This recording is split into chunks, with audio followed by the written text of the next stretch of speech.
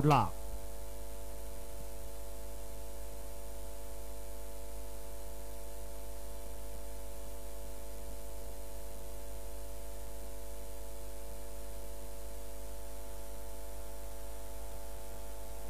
इथं गतीपेक्षा शिस्त महत्वाची.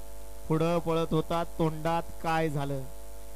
नुसती गती असून चालत नाही, शहाणपण आणि शिस्त सुद्धा महत्वाची. तोंडातला घास गेला आणि लाभ मात्र तिसऱ्याचा झाला आणि 49 चा निखा.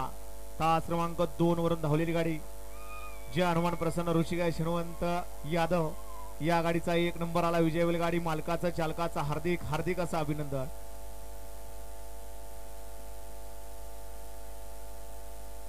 सुंदर